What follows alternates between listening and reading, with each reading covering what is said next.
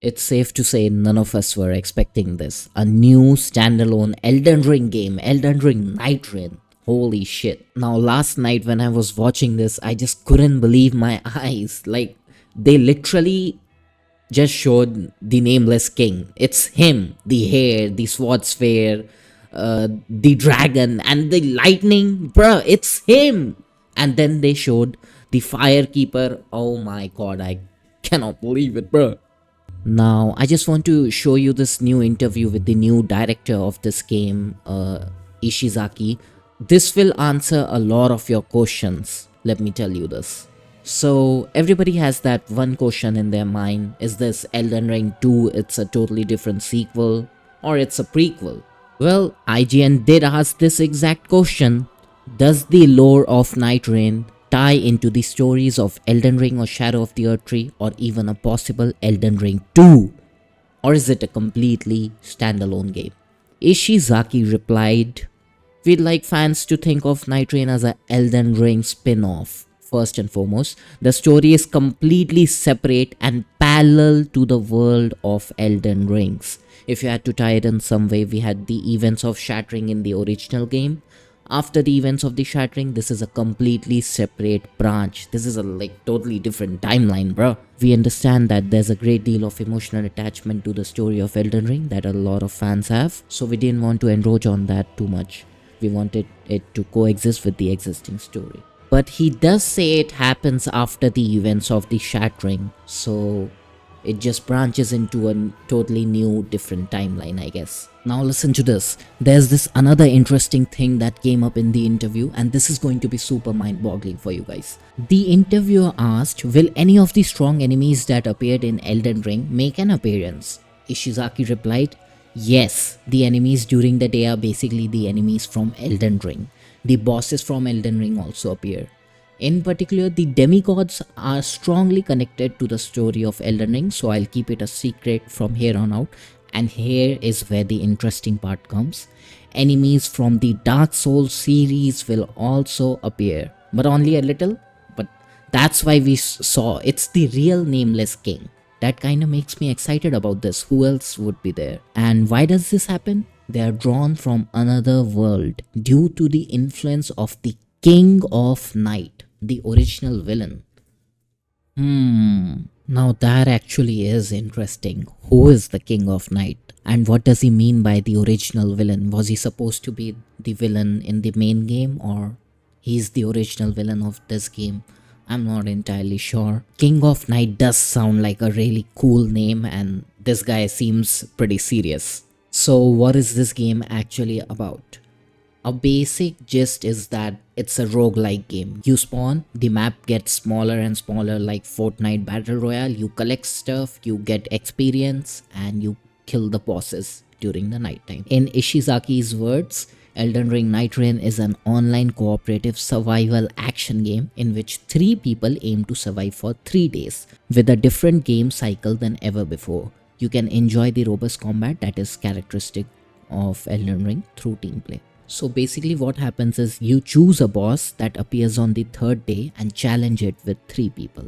Each day has day and night, and the area you can explore narrows as time passes. At night, a boss battle begins, making the turning point of the day. You can clear the game by defeating the final boss that appears on the 3rd day.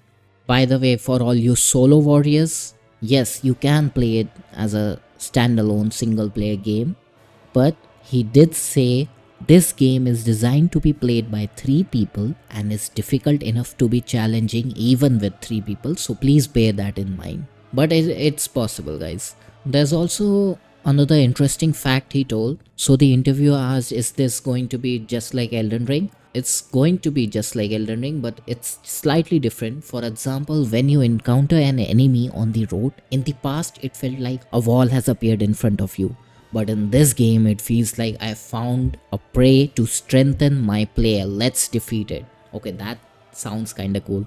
I guess this game is going to be very much fast paced, and you are just going to speed run through it and try to defeat bosses.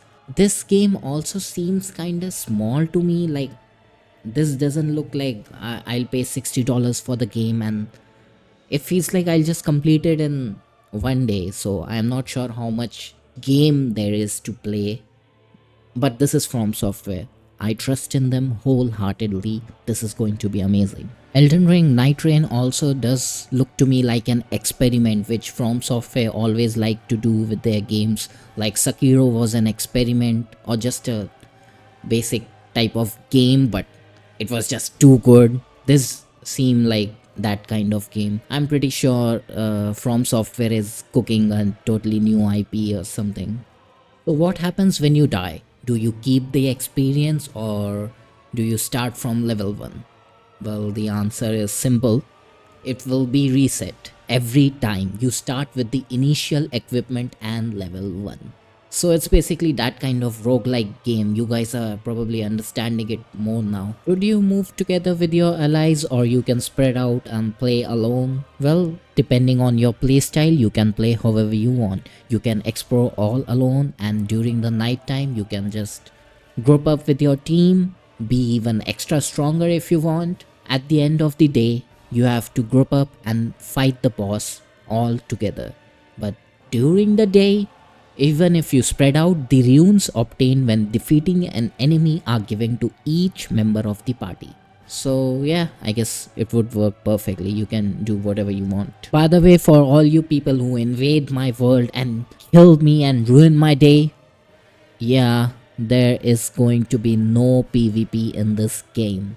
None at all. IGN are obviously again asking about the easy mode in this game. I used a lot of spirit ashes in Elden Ring. Those are less important in Nightreign given you have human control characters to support you. But are there still spirit ashes to be found? Ishizaki replies they do exist in some capacity, but it's a little different to how they played in Elden Ring. So there are going to be 8 playable characters in the final game, and one of those characters uses a spirit ash. Each character will also have their own story. I know this. There will be some lore drops in the game. Each of these characters will have a role. They'll be named something like a tracker, hunter, something like that. Now, before ending this video, I just want to show this last one funny thing that happened, and which also really shows the people who are working at FromSoft.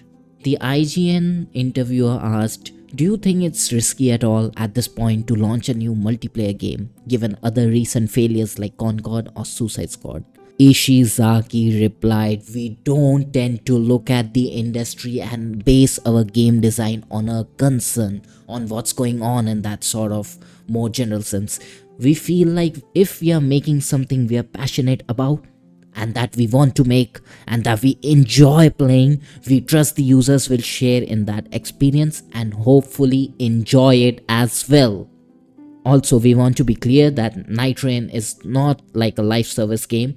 Once you buy Nightreign, you get the complete package. Everything is unlockable out of the gate, so we want to be clear that this is what we wanted to make. It's not intended as a live service game. Now, my opinions, this does seem like a slight cash grab. I just don't want to say that at all because I love From Software and I'm gonna love playing this game. But this does seem like that fan service game with some of the Dark Souls enemies coming. Honestly, with that said, I am really excited for this game, man. Oh my god. Well, guys, thanks for watching this video. Hope you have a good day. I cannot wait for this game.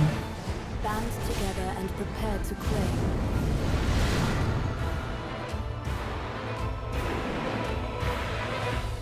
The life of the Night Lord.